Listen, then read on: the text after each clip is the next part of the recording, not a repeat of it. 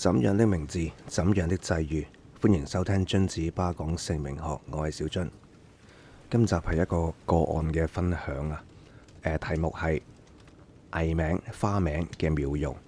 雖然個題目係講藝名同花名嘅，不過呢，如果聽眾係對呢樣嘢係唔感興趣嘅話呢，但係而你嗰個運程啊，又係的確係麻麻地嘅話呢，咁不妨都聽落去啊，因為話唔定係有幫助嘅，可能係一條出路嚟㗎。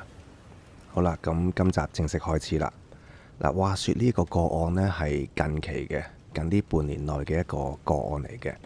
呢一位係一位男性嘅老人家，佢過嚟揾我做稱名嘅。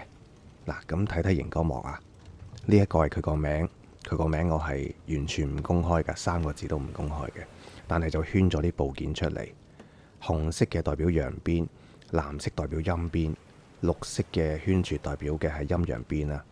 咁啲部件代表啲乜嘢呢？都寫咗啦。姓氏係失地失人，但係冇失運喎，即係佢唔係破格㗎。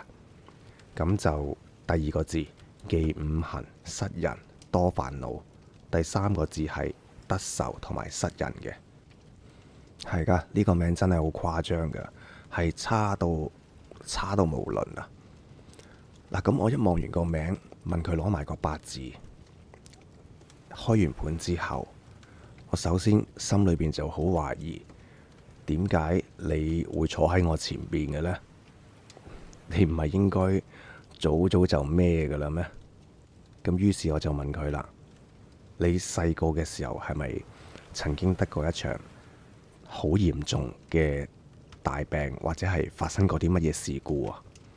跟住佢就答我：係啊，我媽話俾我聽，好細個嘅時候，嗰時我仲未有記憶嘅，係發過一場大病嘅，差啲就玩完噶啦。不過我完全唔記得啦。咁跟住呢，我再問佢：你係咪仲有一個名未講俾我聽呢？佢個答案係：呢個名就係我出世到而家個名啦。不過我仲有一個花名嘅，個花名叫做棟佬。跟住我問幾時改㗎？佢答我未有記憶啊，嗰時太細啦，唔知啊。總之一記得嘢開始呢，阿哥啊、家姐啊、阿爸阿媽啊，身邊啲朋友仔都係叫我棟佬㗎喎。我聽完之後一笑，我話你真係你遇到高人啊！佢竟然可以俾到一個咁核突嘅乳名你。咁我再問佢：而家仲有冇人咁叫你啊？佢話有，一路讀書到而家出嚟做嘢啊，都仲有人咁樣叫我㗎。嗱，講到呢一度啊，我想補充一點：乳名、藝名、花名，係同一樣嘢嚟嘅。喺我呢一科嘅姓名學裏邊啊，個立場嚟講啊，同一樣嘢嚟嘅。嗱，聽眾聽到呢度啊，望望熒光幕呢2隻字啊，我問咗佢點寫㗎啦，就係咁樣寫。棟佬係咪真係好核突啊？你對住一個手抱嘅，可能係啱啱識行嘅啊，未有記憶嘅小朋友，就已經叫佢做棟佬。坦白講，我係覺得都好核突嘅。嗱，再嚟啦，呢一張棟佬呢2個字，我將佢嘅部件圈咗出嚟啦。對鼠年新人嚟講呢，個棟字本身就係動月得地啦。個佬字雖然個陰邊有個姓名休，但係個佬字呢，係佢個陰陽邊係有個3合得運嘅。嗱，之前嘅影片係提過嘅，乳名、藝名、花名係可以有3成嘅影響力嘅，只要有人叫你，即係有足夠嘅人叫你啦，而唔係話只係得身邊1個半個人知道而咁樣叫你嘅話，咁就會有3成嘅影響力啦。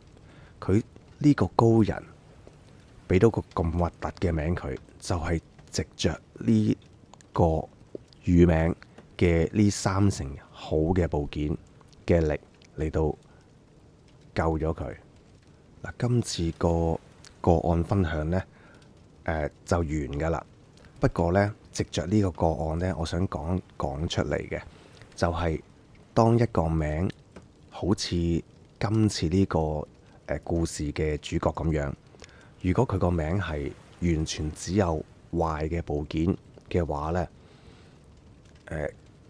其實係同明治完美早夭係完全係一樣嘅，都係一個禁忌嚟嘅。仲有就係小朋友喺6歲之前呢已經改咗名啦，咁佢係6歲之前唔可以再改另一個名嘅。如果第一個名係改得真係好似佢咁差嘅話呢，咁就真係只有呢個方法，用乳名嚟到去救呢6年啊，等佢6歲之後先至重新執嗰個名啦。好啦，咁啊，小津你之前嘅影片好多影片都咁樣講過嘅，就係話逢係有唔好嘅部件呢，就即係嗰個人成長嘅閲歷啊，佢會有經歷，有好多嘅人生閲歷，令到佢變成一個有用啊、有智慧嘅人。咁今次呢一位主角佢係咪一個咁有閲歷嘅人呢？我答大家開估啦，唔係。凡係喺過往嘅部件當中，只有壞嘅部件而冇好嘅部件出現過嘅話呢，呢一種人係有閲歷，但係佢學唔到嘢，冇用嘅，因為佢未見過有希望噶。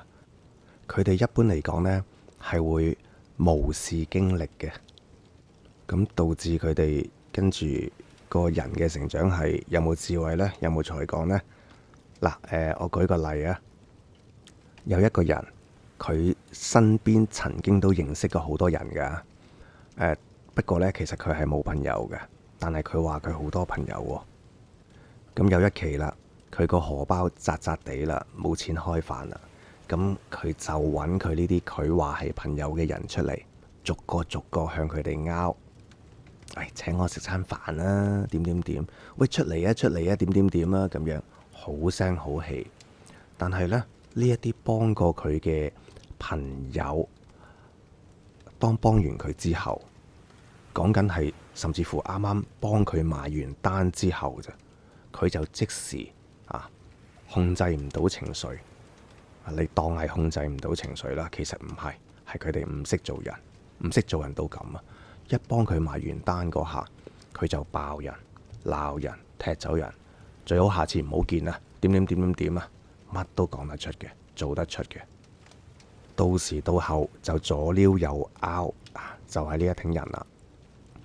咁亦都由於佢本身嗰個本名呢係差到咁啊，呢一啲個案嘅人呢，通常都係百病纏身嘅，但係呢，偏偏就長命百歲嘅。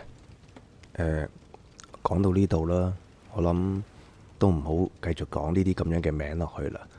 嗱，今集呢，我哋就講咗明治極不完美，唔係叫做明治差到極嘅個案啊。咁下一集呢，其實我諗咗好耐噶啦，我想講下明治完美嘅個案啊，恐怖噶。即係得人驚嘅，真係噶。最後補充多點啊，藝名呢同正名都係一樣嘅。藝名、乳名、化名同正名係一樣嘅，都係最好唔好改完又改，因為每一次改嘅時候呢，同改本名一樣，都係要等到個時間到啦，先至可以入運嘅。所以如果要改呢一啲名呢，最好都係諗清諗楚。係呢個就呢個，唔好改完又改。嗱，今集個分享就到呢度啦。未訂閱嘅朋友，歡迎訂閱我嘅頻道，多啲分享。多謝收聽，下集見，拜拜。